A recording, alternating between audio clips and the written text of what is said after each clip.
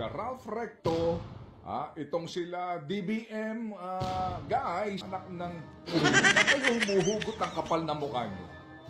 Sorry po sa salita, pero ito ho coming from the heart. Saan kayo kumukuha ng kapal ng mukha ninyo? Sa gitna ho ng anomalya na trilyong piso, magbubuwis ka na naman. At ang iyong katwiran, kalusugan namin. Nanyo. Inaabangan ko rin yan eh. Tungkol dito po sa mga health facilities nito. Pero bago po ito, at ang ating mga importante mga mensahe, ako yung magpapasintabi lang, girl. Kasi kinikilabutan ako dito sa balitang ito eh. Hindi po naman lahat at ako po humihingi ng pangunawa sa baka po masyadong masakit na salita, no? Kayo ba'y talaga bang sukdulan ng kawalangihaan ninyo? Mawalang galang lang po. Sorry po, hindi naman sa lahat.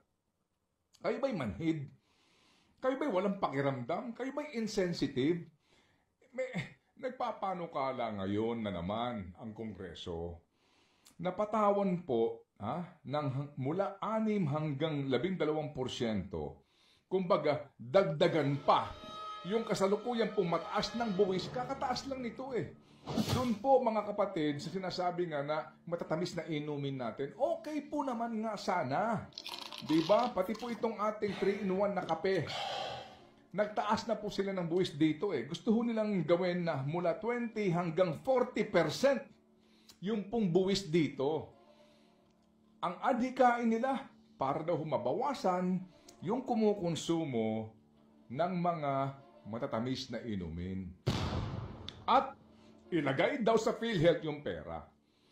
Ang ganda po ng inyong press release eh. Diba? Para sa kalusugan ng mga Pilipino. Mawalang galang lang. Ano po? Katataas lang ng buwis nito.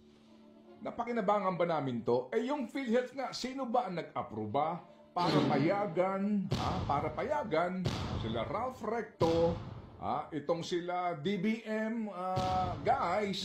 Amena Pangandaman. Diba? Sino ba para payagan po ang DOH at PhilHealth Management, naghahasain yung halos 90 bilyones na pera natin. Kayo doon sa provision ng binigyan nyo ng kapangyarihan ang tanggapan ng Presidente.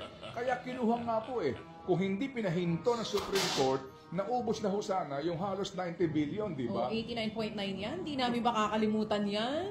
Di ba kawalang ihaan na po ito sa atin? Di ba? Hindi ka ba naiinsulto? Ito nga mo pinag-uusapan yung ninanakaw ninyo Tapos magtataas pa kayo ng buwis? Para daw sa PhilHealth na naman? Anak ng... Saan kayo humuhugot ng kapal na mukha nyo? Sorry po sa salita pero ito ho coming from the heart. Saan kayo kumukuha ng kapal ng mukha ninyo? Sa gitna ho ng anomalya na trilyong piso, magbubuwis ka na naman. At ang iyong katwiran, kalusugan namin. Nanyo! Anak-anak po! Nanggigigil ako masakit pong pakinggan ng salita, ako po humihingi ng pangunawa. Sorry po sa bagay, pag sinabi natin kawalang hiyaan, makapal na po yung mga balat nun, di ba? Sa bagay, kung ikaw naman talaga nakakahinga sa ilalim ng tubig, kapal talaga ng balat mo. Buwaya yarn. Kung kaya mo huminga sa ilalim ng tubig, kaya ka walang, di ba, kaya wala ang reklamo sa baha. Oo naman.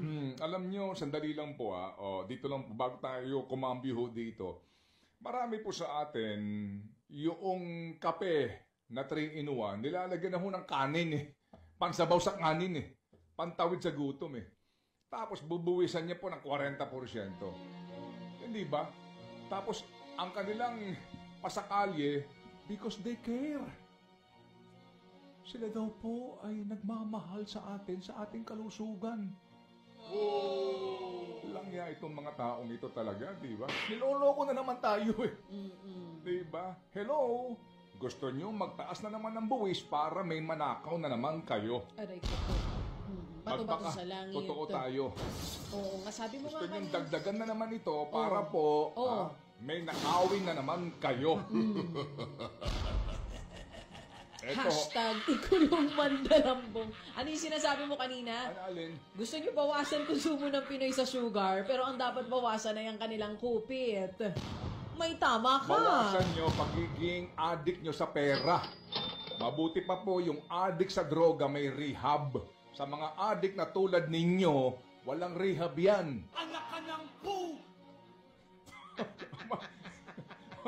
Ano? Sobrang on point lahat ng sinasabi mo eh. Kuhang-kuha sobrang mo. on point It's naman really yan. on point. Kuhang-kuha mo ang gigil ng mga Pilipino.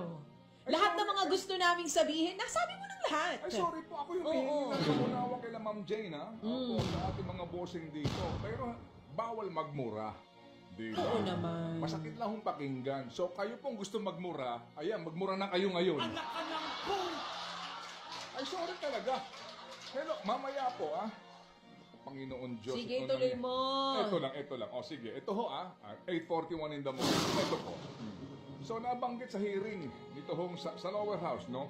400 out of 600 special health centers. Ang sabi po dito ni ASEC, ano pangalan niya kanina? Domingo. Ang tawag daw po dito ay Super Health Center. Wow! Ang halaga po nito, ha, sa GAA, tatlo ho ito. May 8 million, may 10 million, may 12 million. Ipagpalagay na po natin, inaamin ng DOH na doon sa naipatayo, ito po ay 2023 na record at COA report ito eh.